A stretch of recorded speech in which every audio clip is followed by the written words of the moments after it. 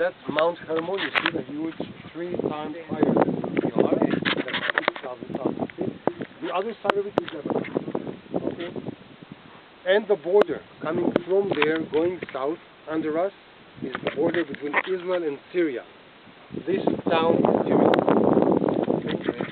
So where the green starts after, Now, where it's not as always, Israel Israel cultivates every inch to the border, so you can see where the border goes.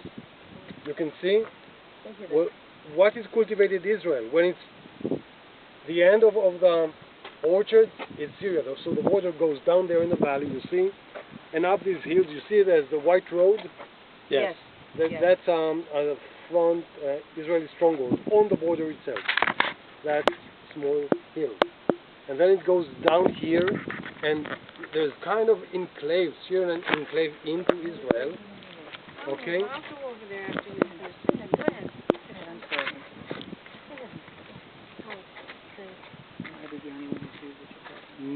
Notice that the border here is coming closer to us, down where the trees are. Okay, and then up there you can see kind of a ditch on the hill. Looks like a road. Right, yes. Going left yes. of the White Houses. Yes. This is the border. They dug a ditch anti-tank. Okay, and that's the border. Now, what we see here, we start there, in the south, here. The White Houses is a UN camp, Austrian battalion that monitors the border. And then left, you see houses like trees and right. destroyed houses. Right. This is what used to be Quneitra. Okay. The town of Quneitra that was destroyed in '67, and then after Yom Kippur, Israel, that at the end of Yom Kippur War, ended up sitting on the hills 5 miles further east. Yes. Into Syria. Withdrew backwards, giving Quneitra back to the Syrians, thinking that once they will rebuild it, it will stabilize the area. Then get it down on the border, it would, and to show goodwill and trying to push forward the negotiations. The Syrians brought television there and show how the Israeli barbarians destroyed the city and kept it as it is, didn't touch it. It's kind of a monument. But they did build a new town over there. Behind it. Quneitra, That's yes. behind No, it. left. No, Harry. Oh, to the west. Okay. See it? I see. Yes. Yes. This is New Quneitra. George, you asked the name over there. New Quneitra. Quneitra. Okay, so today we have New Quneitra and city destroyed. Now, with your permission, I'd like to go back and tell you a few stories, describe what happened here in Yom Kippur, because I think the hardest, most fierce battle in Yom Kippur War took place here. I'm surprised. I thought that was just between Israel and Egypt. No. Are you kidding? Syria advanced up on the Golan Heights and took a part of it from It Israel. would be only Egypt, it would be a piece of cake. Okay? Fighting on both opposite directions at the same time made it so hard.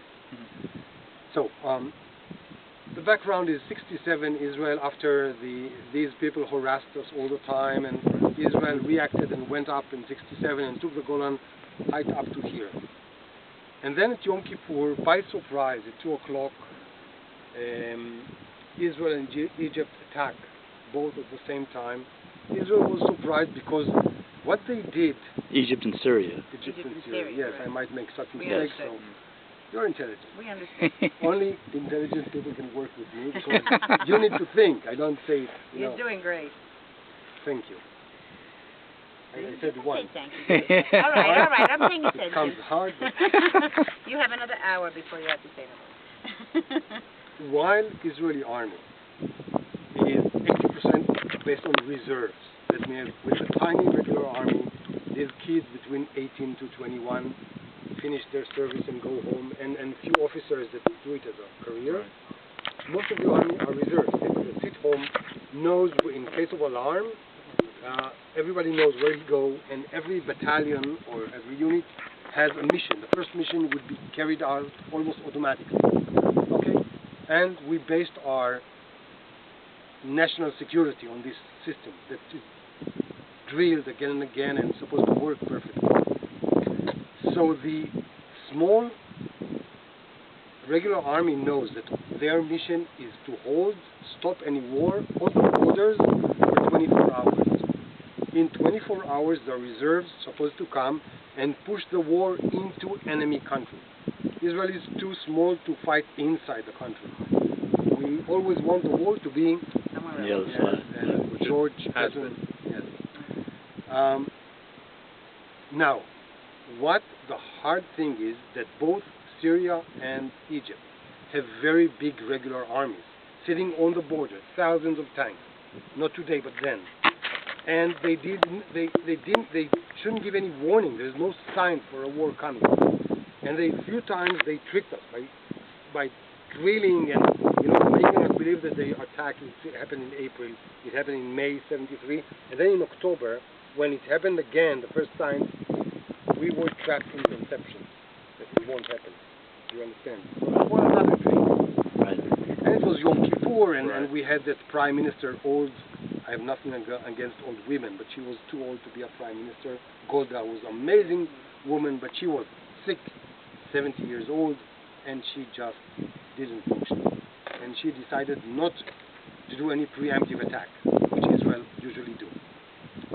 As a result, 2 o'clock, Israel have here like 120 tanks.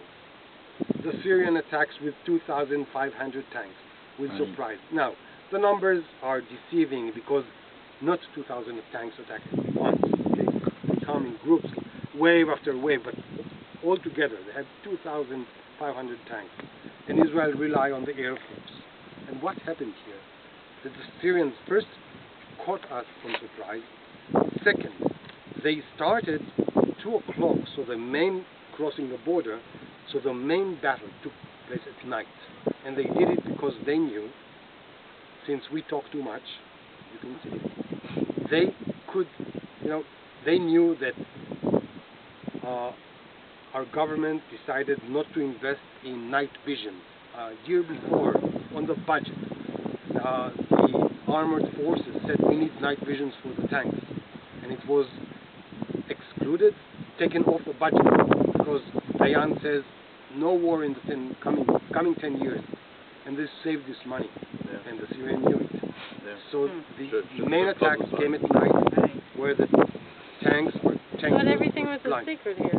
Guess not. No. Not at all. Well, maybe I now it wouldn't is, know about but maybe they'll learn the lesson from that. Everybody talks, and everybody knows everything, and It's a democracy. Like, and You know what? Well, never Yeah. mind. no, you Well, can, when I was here last, we hear all these. I volunteer in the army, so we hear stories from the soldiers, and they were telling us that there's a big drug problem, and a lot of because Israelis can't afford to pay for the drugs, they're getting the drugs in exchange for for secrets. So it's a big problem. it's not a big, maybe it happened. What they do, sometimes they steal guns and then try to, but I'll continue with the story. Oh, with I'm your sorry. permission. No, it's okay. Otherwise, the other problem that the Arabs had and they get a great solution to was disabling our Air Force, because our defense is built on the regular army and the Air Force. And they built here on the Golan Heights and both in the Suez Canal a massive anti-aircraft system. Okay, I won't go into details. If you want later on the car, I'll tell you an interesting story about it. Okay. Anyhow, when the war started, our tanks were blind and the Air Force were crippled. Went up, and we lost in 2 days, 3 days, maybe 100 airplanes, which is 25% of our Air Force. to Syria. You're on, To both, on both sides. Okay, 25. It was a shock, and as a result, the reserve didn't come here after 24 hours. So the situation here was desperate. Few details about the defense, and later on I'll tell you what happened here. There were 2 brigades, everyone about 60 tanks, one in the southern Golan and one here. The one on the southern Golan cracked. The Syrians went over it, almost everyone killed, and they went into the Golan and already to the headquarters, we saw that this base Right. we passed, like 15 miles behind us, and doing like this almost cut this unit here from behind. Okay, that's what happened after, actually 16 hours after the war started. And these guys, starting here with, I think there were about 40 tanks, commanded by a major of the 77th Brigade. They were in charge all the area from Mount Hermon that you see to the left, okay, down to where the other side of that hill, like 40 tanks. That means there was like 10 there, 5 here, another 5 tanks here, another 5 there, and not even seeing each other. Scattered, All yeah. commanded by one major. Now, since I've been to the armored forces, I know that the biggest problem in, not like infantry, in infantry where the soldiers see their commander, and he can amplify his leadership by, getting up, shouting, telling a joke or something, they see him. In tanks, they don't see you, they hear you on the radio. So it's very hard controlling your unit, passing, because it's eventually at the end of the war, it's spirit against spirit. Technology and everything and training, but it's the human being, yeah. yes, it's a spiritual pressure, because all your instinct, all your organism tell you, run away, okay, and you have to stay, knowing that every second you can be killed, and it's just natural, okay, it's kind of against your instinct. The problem here was that this huge open valley, which was named later the Valley of Tears, that into it, that the Syrian tanks went into it, and trying to break into the Golan Heights, and a group of tanks from over there, Israeli tanks and group tanks standing under this hill, tried to stop them in the dark. And as that guy, I call him Avi, the commander, he says, at the beginning, the fighting was perfect. The guys were highly trained. The way they work is, and I can show you down here, they're supposed to be up. Never mind, you don't see it.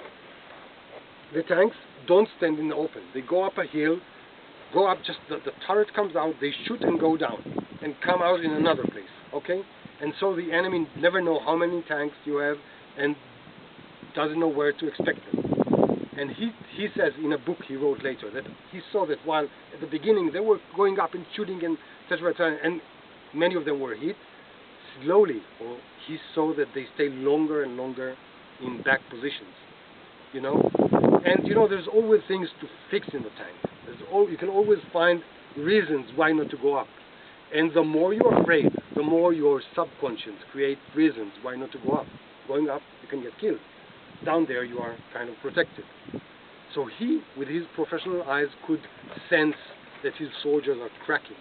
And then he said something which became kind of very famous in the Israeli army. He said to his soldiers, I think at the moment there were only 12 tanks of that brigade, started with 42. Listen guys, the future of the third temple depends on us, on how we behave. Now, when you say to Jews or to Israelis who study history, what is third temple? First temple was destroyed 500 BC by the Assyrians. Second temple was destroyed 1st century by the Romans. Okay? And Israel is perceived by many Jews as the third temple, although the temple is not built. And actually what he wanted to say, Our future depends on the that. future of Israel, maybe exaggerated, but if they wouldn't stand here, the Syrians would go down to the Sea of Galilee. There was nothing there to stop them, because, so it was a very strong saying. And that was, when I say it's a mental, it's psychological war, it gave them the power to stay a few more hours until eventually the reserve.